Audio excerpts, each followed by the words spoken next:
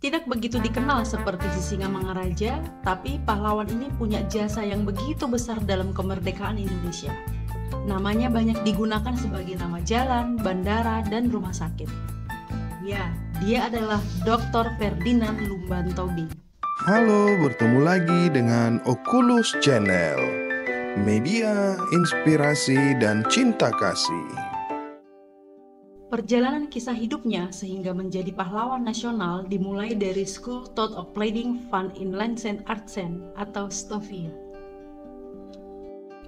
Selain menjadi salah satu sekolah kedokteran yang meluluskan pahlawan-pahlawan wabah penyakit di Jawa, STOVIA juga meluluskan dokter-dokter yang mempunyai peran besar dalam sejarah bangsa. Salah satunya adalah Dr. Ferdinand Lumban Tobing atau FL Lumban Tobing. Dia merupakan orang Batak kedua yang ditetapkan sebagai pahlawan nasional oleh pemerintah RI setelah Singamangaraja ke-12. Dr. FL Tobing merupakan dokter lulusan STOVIA dan merupakan putra asli Tapanuli yang dicintai rakyat Sumatera Utara. FL Tobing lahir di Sibuluan, Tapanuli Tengah, Sumatera Utara pada 19 Februari 1899. Ia adalah anak keempat dari 9 bersaudara. Ayahnya bernama Herman Lumban Tobing dan ibunya bernama Laura Sitanggal. Menariknya, ayahnya adalah seorang pemuka agama atau guru atau dulu sering disebut dengan Forhanger.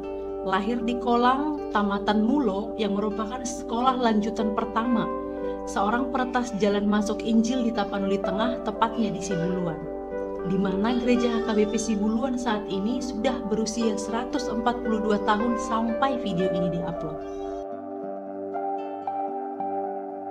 Pada usia 5 tahun, FL Tobing dibawa oleh ayah angkatnya yang bernama Jonathan Pasanea ke Depok dan disekolahkan di Sekolah Dasar Belanda atau Europe Leerlijk School. FL Tobing sendiri kemudian melanjutkan pendidikannya ke STOVIA. Semasa menempuh pendidikan di STOVIA, ia bergabung di organisasi Jong Batak yang anggotanya merupakan siswa-siswa STOVIA yang berasal dari Sumatera Utara.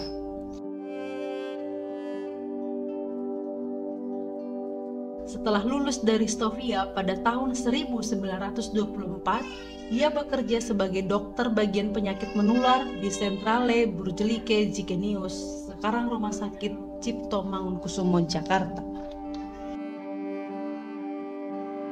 Setelah menjadi dokter di CBJ beberapa tahun, ia kemudian sering dipindah tugaskan. Pada tahun 1931, dia dipindahkan ke Surabaya dan ditugaskan di bagian penyakit dalam. Tahun 1935, dia dipindahkan lagi ke daerah Tapanuli yang merupakan tanah kelahirannya.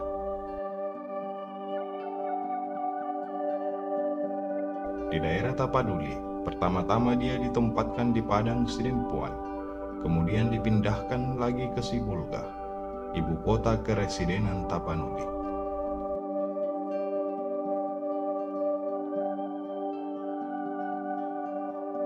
Pada saat Perang Dunia Kedua pecah, diiringi dengan peralihan kekuasaan di Indonesia dari Belanda ke Jepang, pada tahun 1942, memberikan pengalaman berharga bagi Dr. Ferdinand Lumban Tobing. Pada masa pendudukan Jepang, Dr. Ferdinand Lumban Tobing diangkat menjadi dokter pengawas kesehatan Romusa.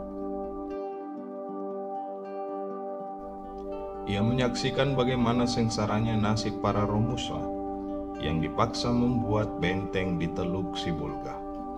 Ia melihat sendiri penderitaan saudara-saudara setanah airnya dipaksa bekerja untuk kepentingan penjajah.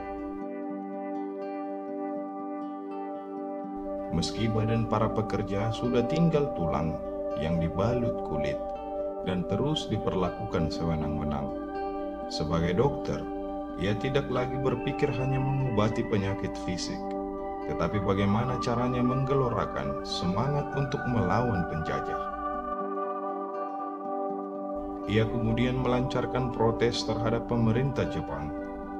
Akibatnya, dia dicurigai dan termasuk dalam daftar orang terpelajar Tapanuli yang akan dibunuh oleh Jepang. Akan tetapi ia lolos karena berhasil menyelamatkan nyawa seorang polisi Jepang yang jatuh dari kendaraan.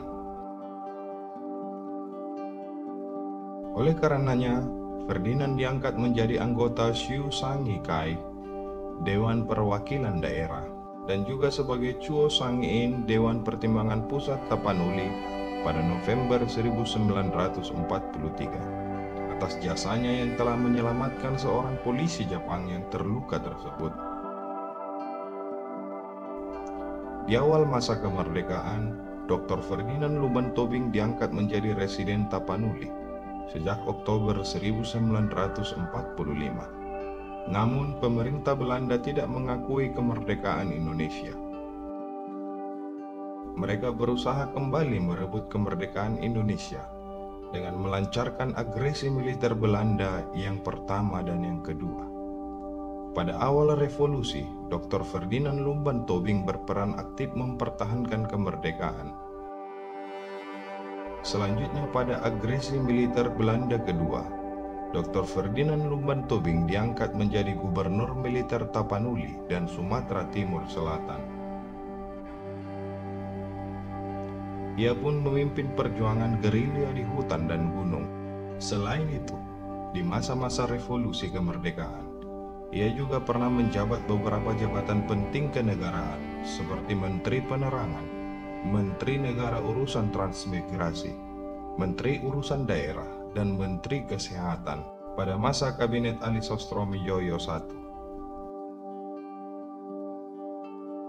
Dr. Ferdinand Lumban Tobing meninggal di Jakarta 7 Oktober 1962 pada usia 63 tahun. Ia dimakamkan di desanya Kolang, Kabupaten Tapanuli Tengah, Sumatera Utara. Namanya kemudian diabadikan di sebuah rumah sakit umum di Sibolga dan Bandara Udara di Pinang Sori, Tapanuli Tengah. Seperti yang dikatakan Buya Hamka, Dr. Ferdinand Lumban Tobing adalah seorang Batak Tulen, Kristen taat yang teramat dicintai rakyat Sumatera Utara.